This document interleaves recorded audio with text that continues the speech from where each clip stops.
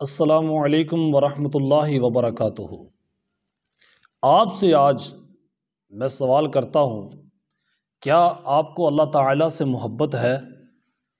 سب سے پہلے انسان کو اللہ تعالیٰ سے محبت ہونی چاہیے۔ والذین آمنوا اشد حبا للہ، ایمان والے تو وہ لوگ ہیں جو اللہ سے شدید ترین محبت کرتے ہیں۔ اس کے مقابلے میں اللہ تعالیٰ نے ارشاد فرمایا ہے کہ کچھ وہ لوگ ہیں جو اللہ سے محبت کا دعویٰ تو کرتے ہیں لیکن اور لوگوں سے بھی ایسے ہی محبت کرتے ہیں جیسے اللہ سے محبت ہونی چاہیے، یعنی وہ ایمان والوں کے مقابل لوگ ہیں۔ کیا مطلب ہوا؟ مطلب یہ کہ وہ لوگ ایمان والے نہیں ہیں۔ کیا آپ کو نبی کریم صلی اللہ علیہ وآلہ وسلم سے محبت ہے؟ کیا آپ کو اہل بیت اطہار سے محبت ہے؟ صحابہ کرام رضوان اللہ علیہم اجمعین سے بھی آپ محبت کرتے ہیں؟ کیا اولیاء کرام اور صالحین لوگوں سے آپ محبت کرتے ہیں؟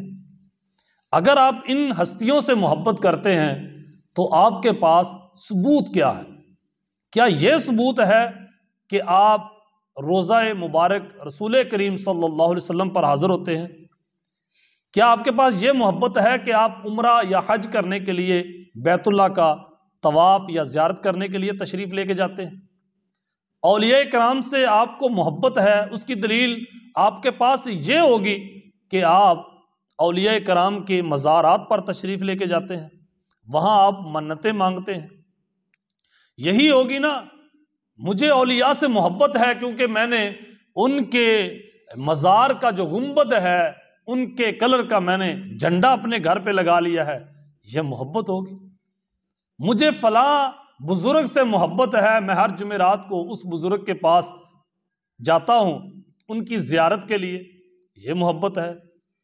لیکن اولیاء کرام نے، صالحین نے، صحابہ کرام میں سے، تابعین میں سے جو محبت نبی کریم صلی اللہ علیہ وآلہ وسلم کے ساتھ کر کے بتائی ہے، ان میں ان نشانیوں میں سے کوئی نشانی نہیں ہے۔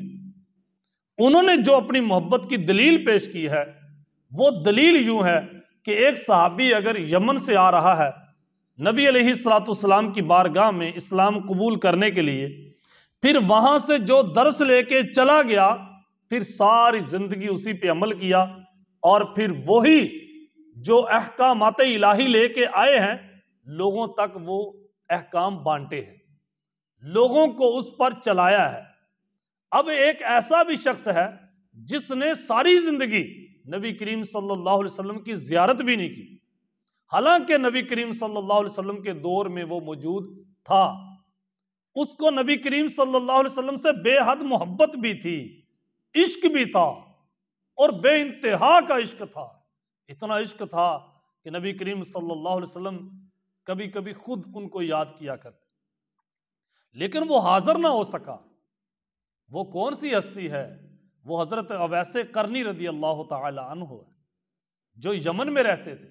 حالانکہ یمن سے وفد کے وفد آیا کرتے، نبی پاک صلی اللہ علیہ وسلم کے دربار میں حاضر ہوتے۔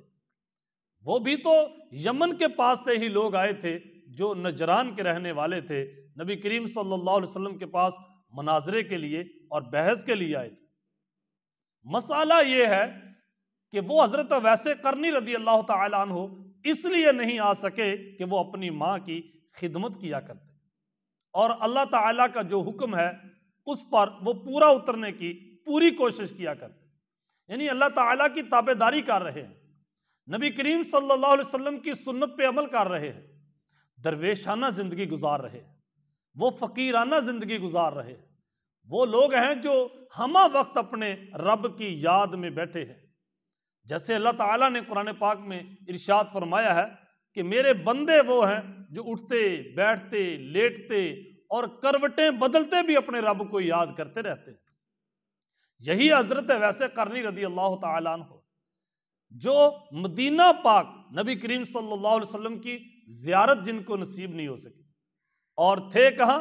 یمن میں، کوئی اتنا فاصلہ بھی نہیں، اور دور بھی نبی کریم صلی اللہ علیہ وسلم کا ہے، لیکن ان کو ڈگری کیا ملی؟ عاشق رسول صلی اللہ علیہ وسلم ہونے کی۔ کیوں ڈگری ملی؟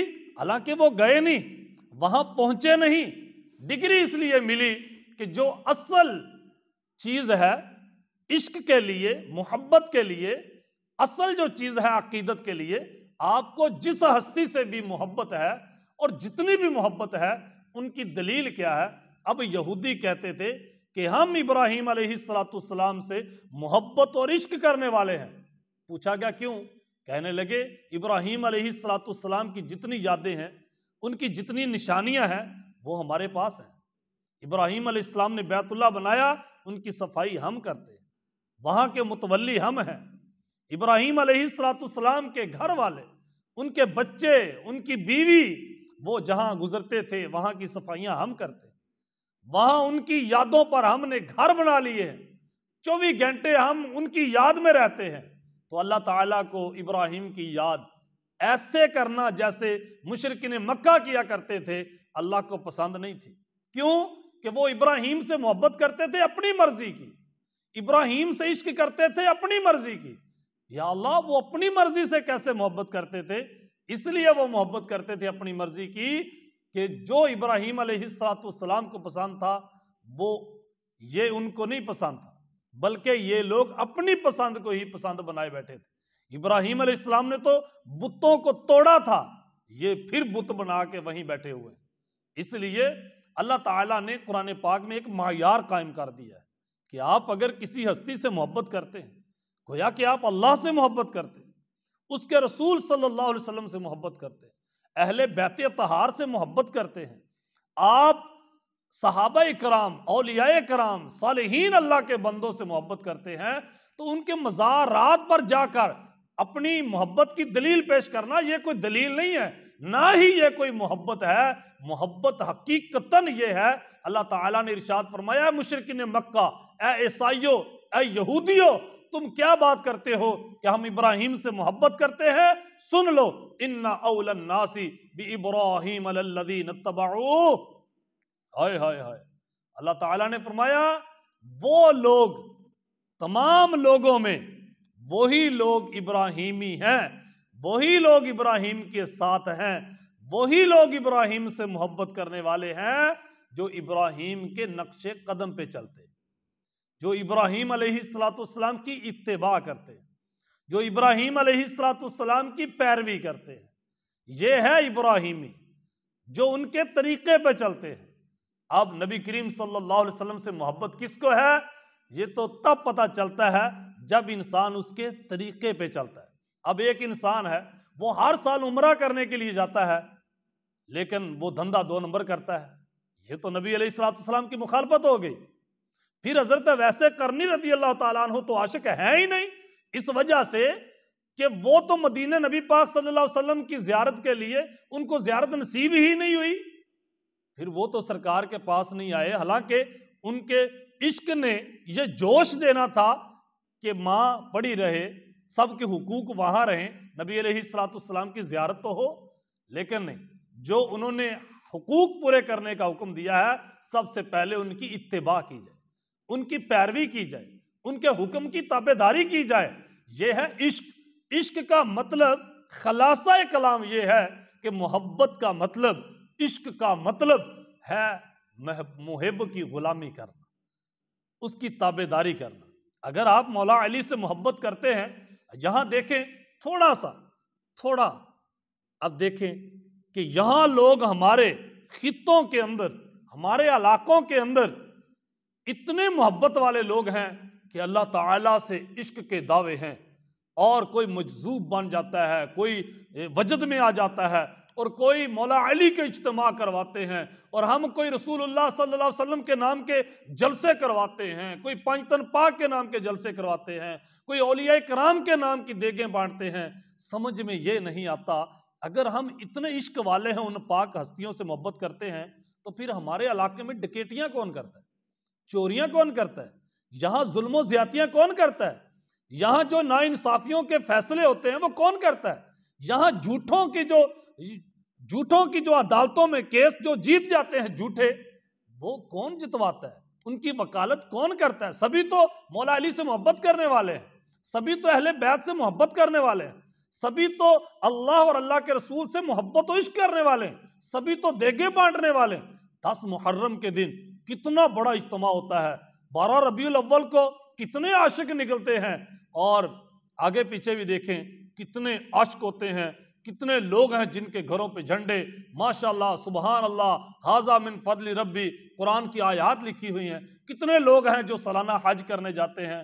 سمجھ میں یہ نہیں آتا کہ یہ کیسا عشق ہے، کیسی محبت ہے کہ محبوب کے نام پہ قربانی تو ایک بھی نہیں دینی، جس کا محبوب مطالبہ کرے ان کی بات ماننی نہیں ہے، اپنی مرضی کی عبادت، اپنی مرضی سے ہی محبت، اپنی مرضی سے ہی عشق۔ یہ عشق کا ڈھونگ ہے، یہ محبت کا ڈھونگ ہے، یہ کوئی محبت نہیں۔ محبت وہی ہے جو محبوب کہے وہ کیا جائے، جو محبوب کہے ویسا ہی کام کیا جائے۔ محبوب کی غلامی کا نام ہی محبت ہے، محبوب کی غلامی کا نام ہی عشق ہے۔